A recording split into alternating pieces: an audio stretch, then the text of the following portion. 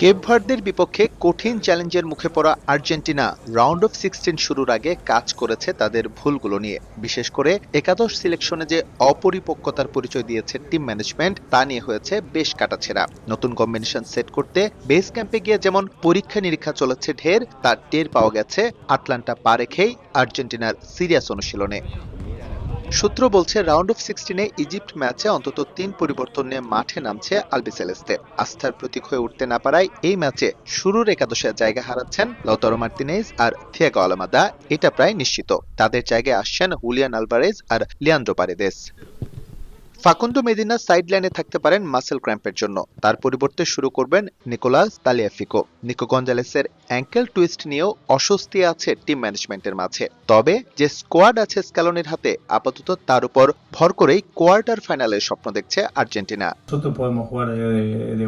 এই দলটা শিরোপার জন্য বহু বছর ধরেই দাবিদার, এমনটাই স্বাভাবিক। আমরা আমাদের 4 ম্যাচই জিতেছি, তবে জিতলেও উন্নতির জায়গা রয়েছে। ইজিপ্ট কঠিন প্রতিপক্ষ আর আমরা সতর্ক। ইজিপ্টের কাছে এবারের বিশ্বকাপ এরই মধ্যে মধুর স্মৃতি উপহার দিয়েছে। নকআউট পর্বে প্রথমবারের মতো জয় পাওয়া দলটা ফুরফুরে মেজাজ নিয়ে মাঠে নামবে মেসিদের সামলাতে।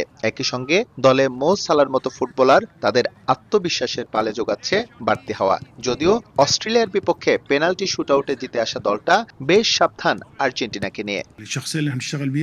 দিন শেষে আর্জেন্টিনার ডিফেন্ডিং চ্যাম্পিয়ন, তাদের প্রতি পূর্ণ সম্মান। তবে সম্মান রেখেই বলছি, আমাদেরও নিজস্ব ধরন আছে। তাদের শক্তির জায়গা জানি এবং সামলাতেও প্রস্তুত। এখন পর্যন্ত ইজিপ্টের সঙ্গে 2 বার দেখা হয়েছে আর্জেন্টিনার, 2 বারই জিতেছে তারা, যার শেষটা এসেছে 2008 সালে ফিফা ফ্রেন্ডলি থেকে 2-0 ব্যবধানে।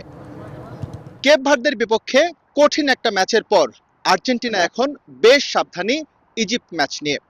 এরই মধ্যে বিশ্বকাপ থেকে বিদায় নিয়েছেন লুকা মদ্রিচ, নেইমার এবং ক্রিস্টিয়ানো রোনালদো। লিওনেল মেসিকেও যাতে মধ্যপথে বিদায় নিতে না হয়, এজন্য গুরু দায়িত্বটা পালন করতে হবে তার সতীর্থদের। একই সঙ্গে দৃষ্টি রাখতে হবে টিম ম্যানেজমেন্টকেও। এস এম ইকবাল, সময় সংবাদ, যুক্তরাষ্ট্র।